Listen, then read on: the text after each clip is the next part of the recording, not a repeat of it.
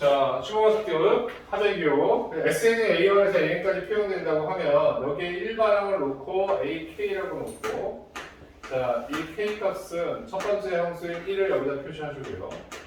두 번째 끝항의 항수 N을 표시해서 다음과 같이 이렇게 표현한다. 이게 지금 시그마의 정의이지 우리가 지금 사실 여기서 특별하게 할 일이 없고 첫 번째 주목해야 할 지점은 뭐냐라고 하면 이게 이제 변수에 대한 표현. 얘가 지금 어떻게 된 거냐라고 하면 이렇게 K로 지금 표현되어 있는 이 상황에서 이 지점에 대한 이야기가 꼭 뭘 얘기하는 거냐면 변수가 뭔지에 대한 이야기지 지금이지.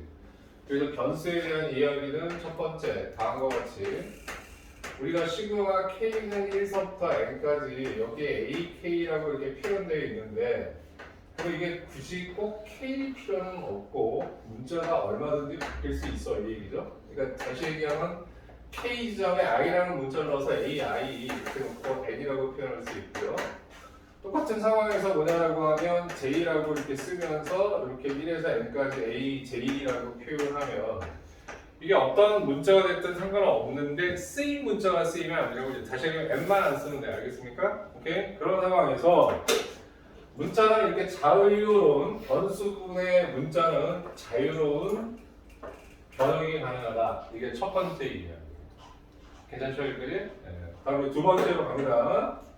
자, 두 번째는 어떤 거냐라고 얘기하면 자 시그마 여태까지 잘 써왔던 SN이라는 기호가 있는데 굳이 복잡하게 이걸 쓰는 이유는 자 SN이 표현 못했던 것을 표현해 줘야 되고 그다음에 시그마를 통해서 새로운 수열의 계산이 가능해야 돼. 그게 의미가 있는 거냐 알겠습니까? 자 그럼 두 번째는 어떤 항이 AM에서 그러니까 첫 번째 항이 아니라 이렇게 표현되는 어떤 상황에서 다음과 같이 N항까지 이렇게의 합을 표현한다라고 얘기하면 첫 번째 내용은 이런 걸 거야.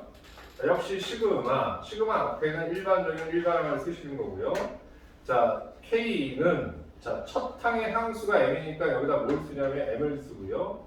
두 번째 항수는 끝이 N이니까 N이라고 쓰면 되는 거지. 그래서 다음과 같이 첫 항과 끝 항의 함수를 주어진 상황 M하고 N은 구분이 안 되는 표현도시가 이렇게 해서 다음과 같이 이렇게 표현합니다. 이런 이야기. 자 여기서 뭐 특별한 거 없을 거라고 생각이 들고 다만 우리 시그마를 표현할 때 특히 시그마 K 제곱 K 세제곱 공식으로 넘어가게 됩니다. 그럼 이제 그런 공식을 쓰기 위해서는 K 값의 출발이 항상 1서부터여야 돼요. 그지? 그러면 1서부터 끝이 N이라고 하면 1에서 N까지 이렇게 놓으면 이렇게 AK라고 이렇게 바뀌고요. 여기 M서부터라고 하면 이 항 앞에 있는 건 AM-1이야. 그지? 오케이? 네, 그래서 K는 1서부터 뭘 하냐면 N-1 이렇게 표현해서 이런 식의 경우도 당연히 가해져야 되는데 이 부분에 대한 이야기, 다시 얘기하면 이 부분에 대한 이야기는 좀 이따 다른 거 하면서 조금 더 적응해 합시다. 괜찮습니까? 여기까지? 오케이? 네, 자, 이게 바로 이제 시그마의 뜻이고, 다음에 요거 1번으로 가자. 똑같은 네모. 네, 가로 2번. 자, 시그마의 성질로 넘어가서, 뭐 이것도 특별하게 선생님이 얘기할 건 없어. 한 번 정도 확인하는 정도에서 우리 마무리하고, 그 다음에 디테일 하나 잡고 넘어갑시다. 자, 첫 번째는 어떤 거냐면 시그마 K는 1서부터 어디까지 N까지 여기가 AK가 되고요. 또 다른 수열 BK가 이렇게 있다고 하면 이 시그마는 서로 분리가 가능하죠. 분리해서 정리하면 시그마 K는 1에서 어디까지 N까지 AK가 되고 플러스 시그마 K는 1서부터 어디까지 N까지 BK 이렇게 정리가 됩니다. 이게 플러스라고 하면 이거 마이너스 집어넣어서 마이너스 똑같은 건데 특별히 이거 증명 필요 없죠? 넘어가 되겠습니까? 여기까지? 오케이? 네, 첫 번째 성질. 자, 두 번째 성질은 뭐가 있냐면 K는 1서부터 N까지 이렇게 있고요. 여기 AK가 있는데 여기서 이 K 부분을 변수라고 얘기했는데 이거하고 상관없는 개수가 이렇게 수열 앞에 이렇게 곱해지는 경우. 오케이? 이렇게 되면 얘는 어떻게 한다? 앞으로 이렇게 넘어갈 수가 있다. 넘어가면 시그마 K는 1서부터 어디까지? N까지 AK 이렇게 됩니다. 보충 설명이 필요한 사람들은 좀 더 요구해. 알겠어요? 오케이? 예. 그러면 이 등식은 이게 이 방향으로 갈 수 있지만 이게 이 방향으로 갈 수 있다니까 그럼 이렇게 앞으로 튀어나갈 수 있지만 앞에 있는 걸 묶여놓을 수 있는 그러니까 두 가지 방향 다 생각해야 되는 거야.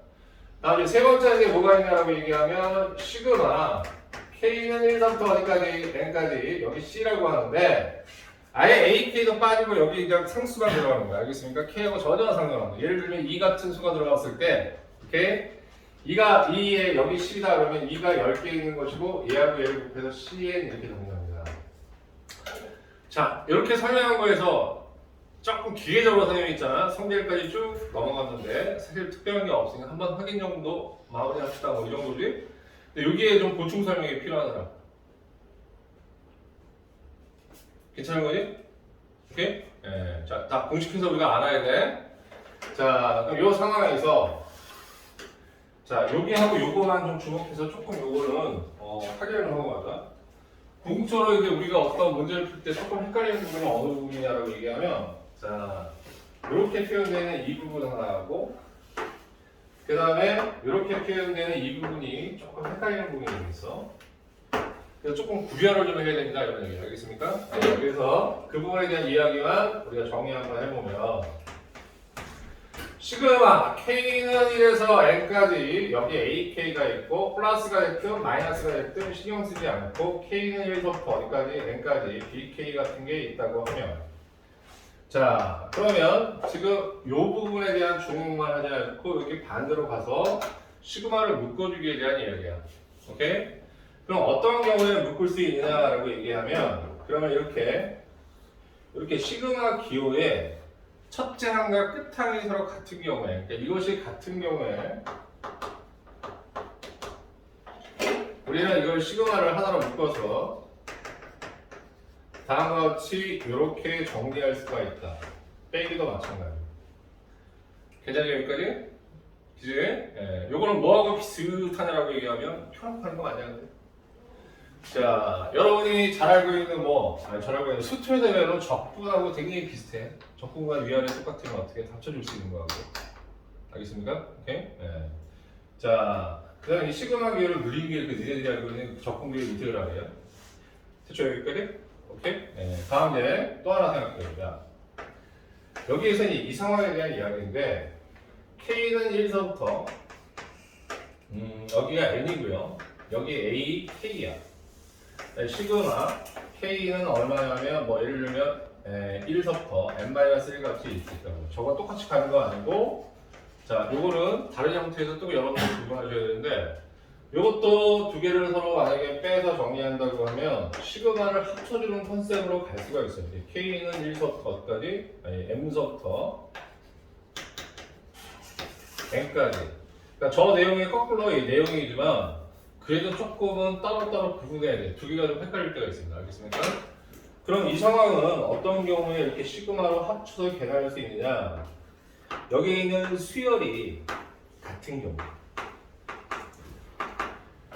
그럼 시그마 묶기를 하려면 두 개 중에 하나는 성립해줘야 된다 이런 얘기야. 시그마 자체가 서로 같든가 아니면 수열이 서로 같든가.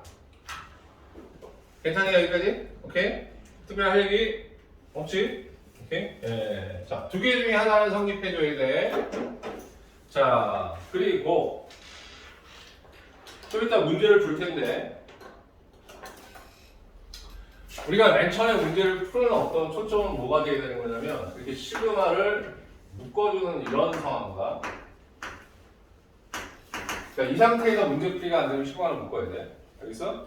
시그마를 묶여있는 상태에서 문제풀이가 안 된다라고 하면 또 어떻게? 풀어서 전개해줘야 돼. 오케이? 이 과정이 좀 유연하게 이루어져야죠, 여러분? 오케이? 됐습니까, 여러분?